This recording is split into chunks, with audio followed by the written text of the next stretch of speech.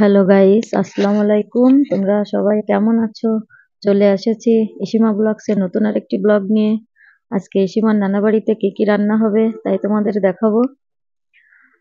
আমার আম্মুর খুব শখের মোরগটা জবাই করে এখন ছেলে নিচ্ছে। মোরগটাকে রান্না করা হবে এবং আরো কি রান্না করা হবে দেখতে হলে আমাদের সাথে থাকতে হবে। মোরগটাকে একটু আগুনে পুড়িয়ে নিলে ভালো হয়, কারণ ছোট ছোট লোম থাকে, একটু আগুনে পোড়ালে সেই লোমগুলো সব পুড়ে যায় এবং মুরগিটা আরো ভালো করে পরিষ্কার হয়ে যায়। তাই আগুনে একটু পুড়িয়ে নেওয়া হচ্ছে, পুড়িয়ে নিয়ে কেটে নেওয়া হবে। এই দেখো মুরগিগুলোকে কেটে নিয়েছি, এখন রান্না করার প্রসেসে যেতে হবে।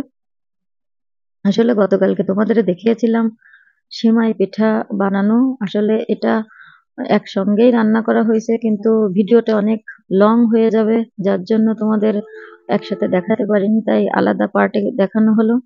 গতকালকে সেমাই পিঠা বানানো হয়েছিল, যার সঙ্গে এই মাংস খাওয়া হয়, অর্থাৎ সেমাই পিঠার সঙ্গে, যার জন্য আজকে এই রান্নার ভিডিওটা তোমাদের দেখালাম। কিন্তু মূলত পিঠার সঙ্গেই এই গোশগুলো রান্না করা হয়েছিল।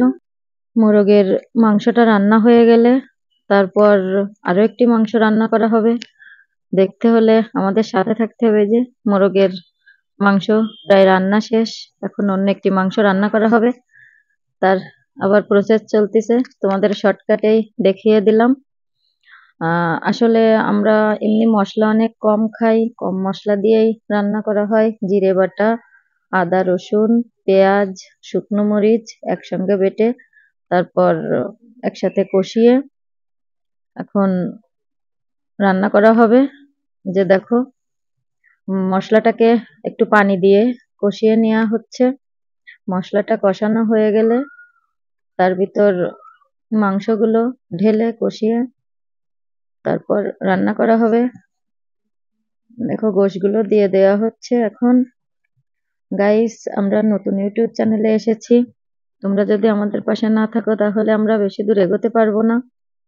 তোমরা আমাদের সাথে থেকো প্লিজ গাইস, সাথে থেকে আমাদের ভিডিওটা শেয়ার করো, লাইক করো, কমেন্টস করো, আমাদের ভুলগুলো ধরিয়ে দিও, কারণ তোমরাই পারবে আমাদের ভুলগুলো ধরিয়ে সকল কিছু সংশোধন করে দিতে। এই দেখো গোশগুলো রান্না করা শেষ, ইসিমা মোরগের রান খাচ্ছে।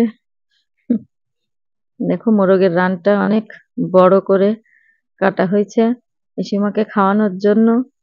ইসিমা বসে বসে দেখো খাচ্ছে।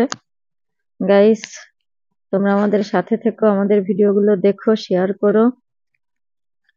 তোমরাই আমাদের সবকিছু, তোমাদের ভালোবাসা পেলে আমরা অনেক দূর যেতে পারবো।